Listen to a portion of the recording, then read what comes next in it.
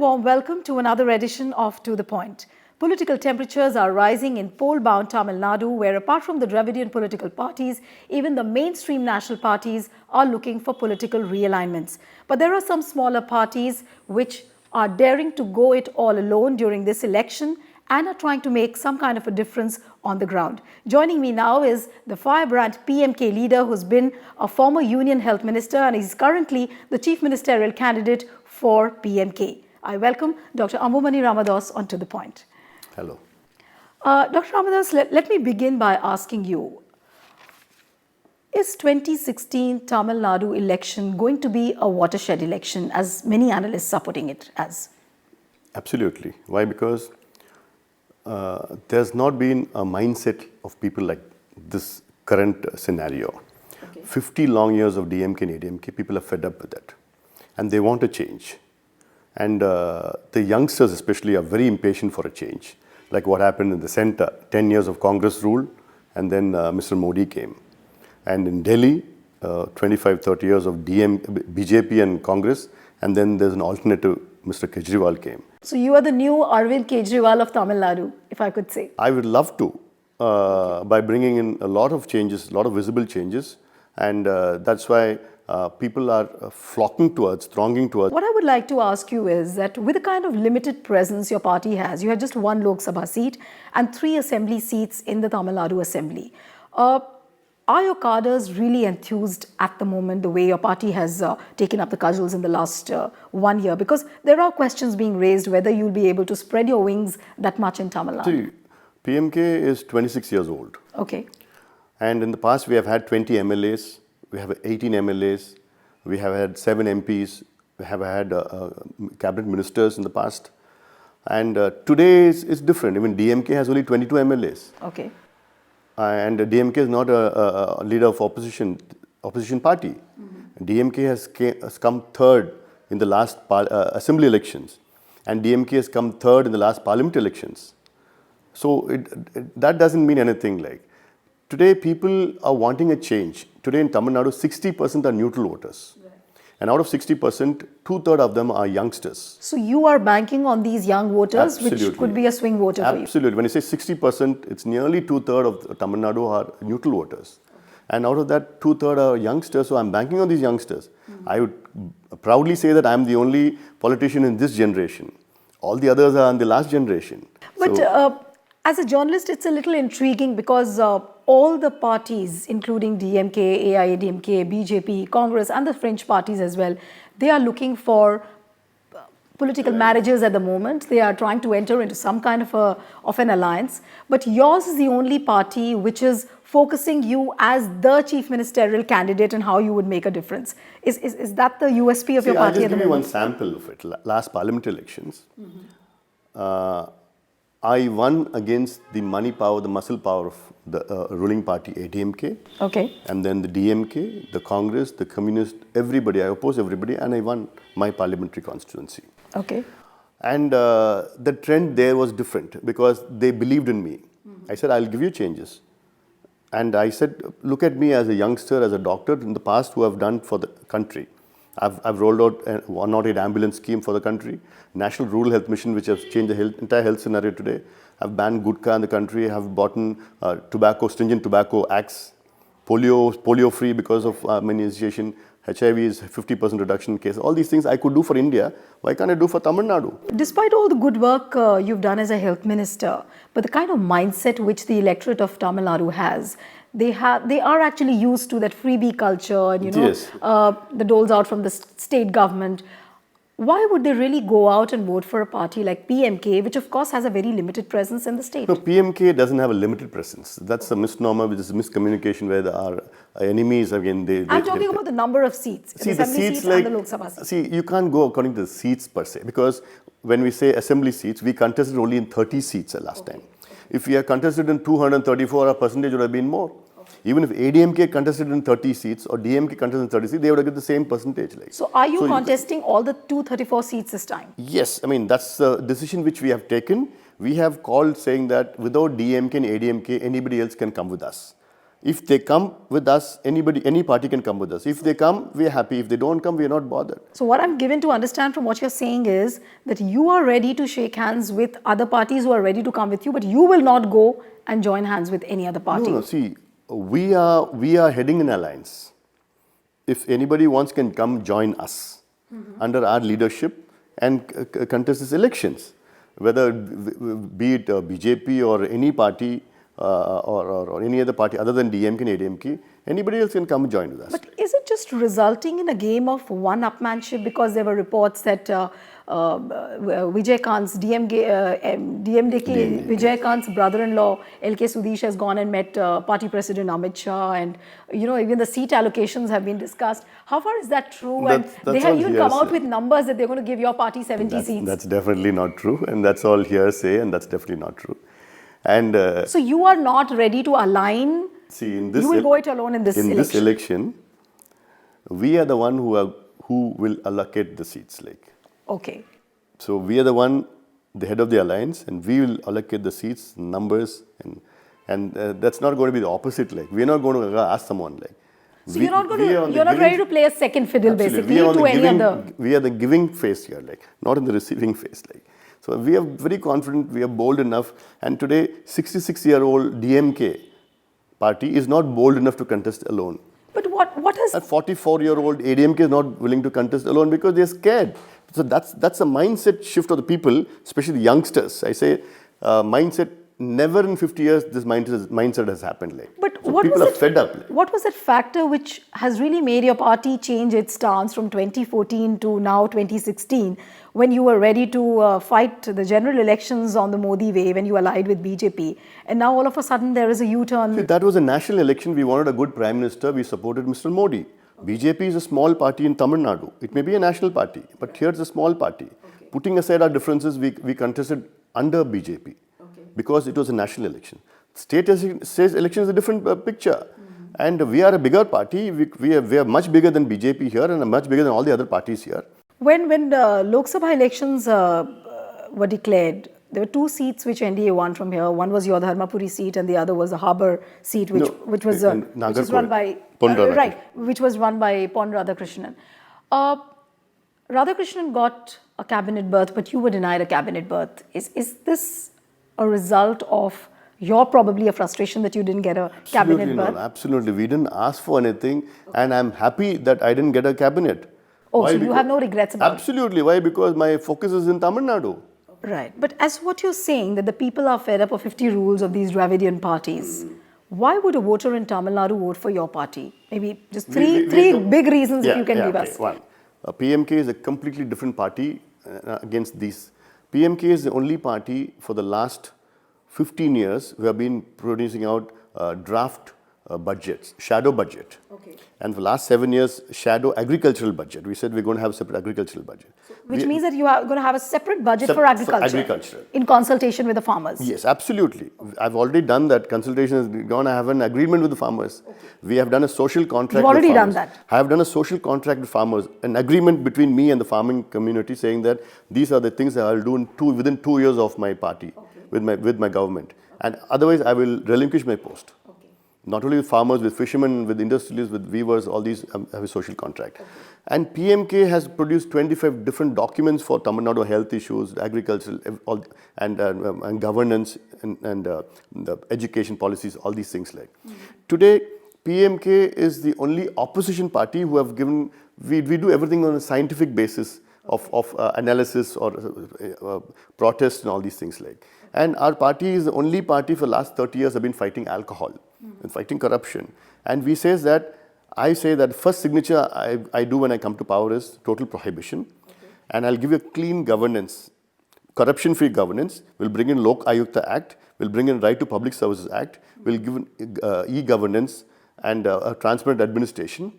And of course, I'm not going to give any freebies in hand, like the grinders or mixies or the goats or the fans or the television sets.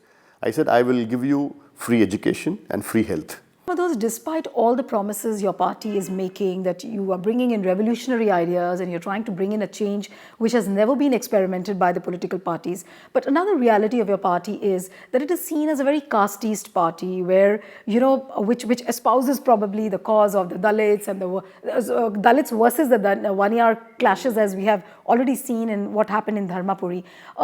Why are you still championing the cause of 27% reservation despite talking about all the change? Definitely, we are not a casteist party. We are a very progressive party, and our ideology is an ideologue. One of our ideologues is Baba Sahib Ambedkar and Karl Marx and Tande Periyar. So these are all ideologues. So on these basis, definitely we are not a casteist party. Why? Because there have been some issues, some isolated issues which they have tagged us along. Are you trying to replicate what we have seen in Bihar? Because it has been a very successful amalgamation of caste with development. Not exactly on that, but then we are on a completely different plank from these parties. Since these parties have lost out their ideologies, they now put us on saying that they're PMK, caste or community and Dalits and all these things.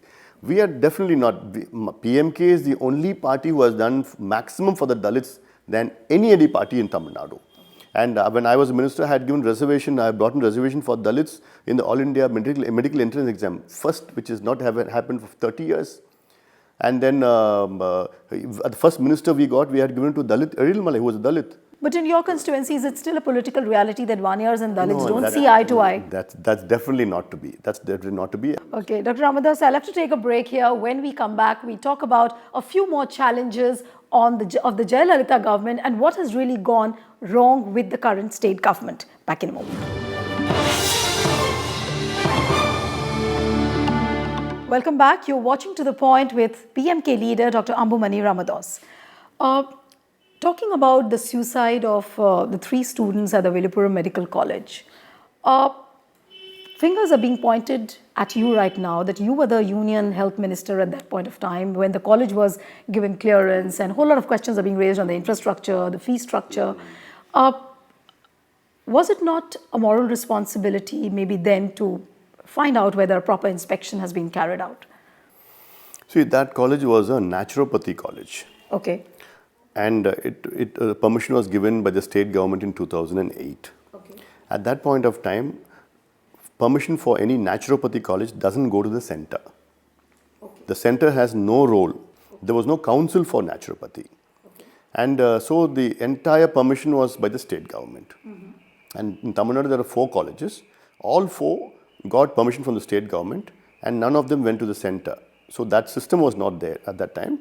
And at that time, so saying that I was the one responsible is completely false, because the permission is given entirely by the state government. At the time, DMK government has given permission and affiliated by the MGR Medical University. Okay. So these 2 permissions were enough to start a college in Tamil Nadu. So basically what you're saying is that the state government should have checked out on the inspection front. Absolutely.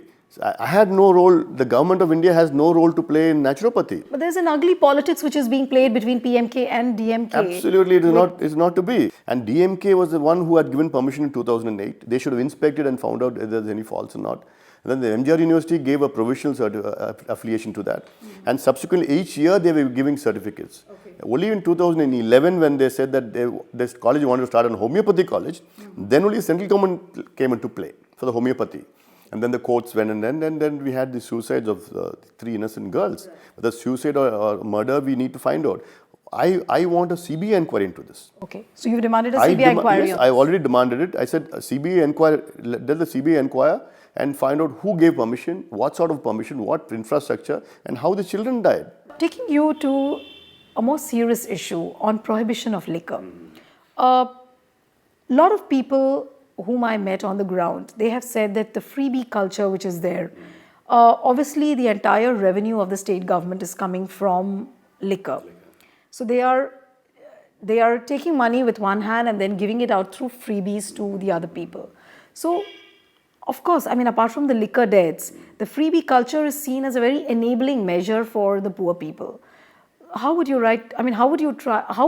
government, if you come back to power, try and bring out this balance, between the 2? See, the first signature which I'm going to do when I come to power is to bring in prohibition. First day, first signature, prohibition. Problem of alcohol, Tamil Nadu is huge. Tamil Nadu has got the highest consumption of liquor. Right. Tamil Nadu has got the highest road traffic accidents. 70% is by alcohol. Tamil Nadu has got the highest young widows. Highest widows in Kerala. Young widows in Tamil Nadu. Tamil Nadu has got the highest suicide rates in the country. Tamil Nadu has got the highest crime, second highest crime against women, even though we have a woman chief minister. And all these attributed to alcohol. And today, when you say a government's revenue, 1/3 of the revenue is by alcohol, it's not a government. When you're enforcing alcohol, you're not selling alcohol. You're enforcing it, putting on the people. Why do you think Jayalalitha government is not ready to close down the TASMAC shops which are selling liquor, which are state-sponsored liquor, which is there? I mean, see, it's a welfare government is supposed to, one who has to give out education, who has to give out free healthcare, water, housing, power, sanitation, health, cleanliness, all these. Leaving aside all these, the government's only duty is sell alcohol and get the revenue and then give unwanted freebies and then lure these voters to vote for them. This is what's been happening for the last 50 years. Like, the alcohol problem in Tamil Nadu has cut across all state of society. When 2 lakh people in Tamil Nadu die every year directly and indirectly by alcohol. 2 lakh people. But this election, all the opposition parties have banded together on the issue of alcohol. This is our initiative. PMK's initiative, because the last 30 years we have been fighting for prohibition. My party, before my party was founded, my leader, Dr. Ramadoss, he was into prohibition. My party was founded 26 years back. The second note on parties, the resolution of the party was total prohibition in Tamil Nadu. We have been going all out in the last 26 years from my party and protests and cases so and all everything. These opposition parties are now trying to eat into your initiative and trying to champion But we are happy. We are happy that today, except ADMK, all the other parties want prohibition. So this is our first victory. Okay. And our final victory will be the signature which I am going to do saying prohibition. So that is our final victory. And when I go to the villages, when I meet women, they say, what do you want? I ask them, they said, no, we don't want water, we don't want buses, we don't want healthcare, hospital, school, nothing. So close these liquor shops. We'll be very happy. And they say, that is the problem about liquor today. And 4-year-old kid drinking alcohol. 12-year-old children drinking alcohol and going to school. 15-year-old girls drinking and doing binge drinking here. Like, we have had numerous examples, and we have in WhatsApp coming up these drunken girls, drunken students, and all these things. Like, entire state is going to go for a toss. We're not going to have the next generation today. And when people dying in 25, 26 years old, the entire workforce, the young workforce is between 25 and 40. Talking about another serious allegation against the Jayalalitha government is the fact that it's neck deep into corruption. But we only find allegations of corruption. Why are there no proofs or no evidences of corruption coming up? What, according to you, is the biggest reason? According to me, the biggest reason is the media. Okay. When you point fingers at media, you mean what? See, the media today has to bring out the deficiencies of the government. Okay. And the media has failed miserably to bring out these things. The media knows well. Regional media you're talking about. The regional media, the state media, I'm telling the state media, because they know every day corruption, what is happening. We had an electricity minister who's been jailed for corruption. We had a minister in charge of milk who has been removed from the portfolio. And we had, lots of corruption going on. We had to produce a list of the corruption to the governor. 200-page document we gave in 18 departments of corruption 1 year back. In February 18th, 2015, we have given it. We have given a reminder to the governor. We have filed a case against asking the governor to initiate a probe. Nothing happened. Governor is just another hand of the government. But is it true, according to what the expelled AIADMK MLA, whom I know about, Pagarapaya, he has said that legislators and the bureaucrats, they are working in nexus, and that's the reason. Absolutely. See, this ADMK government is the most corrupt government in the history of Tamil Nadu. We have a chief minister who doesn't go out of the house, who goes just once a week to the secretariat and doesn't meet the people, doesn't know what is happening in Tamil Nadu, and just takes advice by some retired 3 officers and one mafia in between. But despite all what you're pointing out, she is full of exuberance that she's going to win this. Absolutely not. I know the ground realities. Even I've been saying this before the floods. Before the floods, I've been saying that she's going to be washed out. Now floods have completely going to wash her out. After the floods, the people are completely angry, upset, annoyed. Some analysts whom I met, they said that Amma will definitely come back to power, maybe with not that kind of a majority as 2011. but with a Absolutely not. little- You mind me, she will get in a single digit. Today I'm telling you, single digits ADMK will get. In 1996, ADMK won only 2 seats. Okay. People are more angry than 1996 today against the government because you don't have no administration, complete corruption, money for everything, and they think that they could buy votes by money, spending 5,000 a vote or 10,000 a vote. Whatever money they dump, people are not going to take it. People are upset with both of them. And Talking to you about another popular sentiment which really plays on the minds of the people of Tamil Nadu is the cause of Tamil Ilam. Somehow there is a feeling that irrespective of whichever political party has been in power at the state level, they have not really seriously championed this cause. How is your party trying to make a difference on this issue? It still is a very popular... Absolutely. If you ask anybody from Sri Lanka, Sri Lankan Tamil or people here in Tamil Nadu, which party has been consistent in his stand, they will say PMK. DMK, whenever he is in power, he forgets about it. Whenever he is in opposition, then he remembers about the Tamil population. Jayalalitha, she is not bothered about it, like just for any... But what about the resolutions, the 4 resolutions which have been passed by the Tamil Nadu? That when the sentiments were increasing in Tamil Nadu, a resolution is to be passed in assembly. So are you saying that the 4 resolutions which have been passed were just a hogwash? Absolutely. See, the political tenure these parties take, the message they give is, if there's an issue coming out, they just pass a resolution and send the resolution to the central government. They won't persevere, they won't do anything more than that. Like, once either they will write a letter to the center, or they will pass a resolution in the assembly and say, yes, this is resolved. Till today, Jayalalitha has not taken one single all-party meeting in issues pertaining to Tamil Nadu. Why? How are you addressing this Tamil Ilam issue? Because I believe you have gone to... I've gone to the United Nations. I've addressed personally my party. We want a referendum in Sri Lanka done. Is Jayalalitha's party also not talking about a plebiscite on this particular issue? I mean, she has to, because that is the sentiment of the people. This is the same Jayalalitha who says that those leaders there should be put behind bars, arrested, put behind bars. She is not bothered about Elam or Sri Lankan Tamil issues and all. Everybody knows about it. Like, it's just only a talk, that's all. She doesn't do anything face value on that. Like. But the hard political reality of the way India is dealing with this issue is the fact that no matter your individual efforts, you might go and try at the UN level. But it's all about the regional hegemony of India, and because of which, no matter how much pressure you put on the center, this issue would just be like a shadow boxing. Yes, I mean, that's why we are the entire Tamil Nadu is upset with the center, whether it was the earlier Congress government or the BJP government on the Sri Lankan issue. Okay. And our fishermen have been killed, 800 fishermen have been killed from Tamil Nadu by the Sri Lankan authorities, and we are still keeping quiet. You've also talked about how to retrieve the Kachativu island. The Kachativu was given away by Mrs. Indira Gandhi. Why? Because Mrs. Srimaro Bandaranaike should win, and she came pleading with her, and then she said, yes, take it. Like, I mean, I don't know, someone could give a property, India's property, just like that. And it is not passed in the parliament and all these things. Like. So these issues should be addressed. Like. And for that, there had to be a different political culture. What is needed today is an all-party meeting on these issues. Like Kerala, I said, Kerala does an all-party meeting in any issue pertaining Kerala. Right. Karnataka does the same. Andhra does the same. Tamil Nadu, it's all egos involved, political egos involved, politics involved, and enmity between DMK, ADMK, and all the other parties. Like that culture I want to do away with. Like.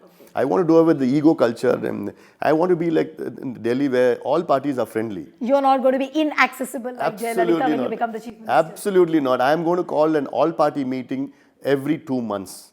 Whether there's issues or not, I'll talk to all leaders. And this is, I have a set of administrative differences between these people. And people need not address me as Manbumani, means like honorable, like. They can call me Anbumani or Dr. Anbumani, they could all address me. I don't need all police standing on either side of the road for me to go. I want to be simple and accessible to people. So this is the new age politician for Tamil Nadu. I'm sure the people are going to judge you on what you are doing actually on the ground. It was a pleasure talking to you, Dr. Anbumani Ramadoss. We're really running out of time. But thanks so much for coming. Thank you very much. Pleasure is mine. So that's it on this episode of To The Point. See you next time with another personality. Goodbye and thanks for watching.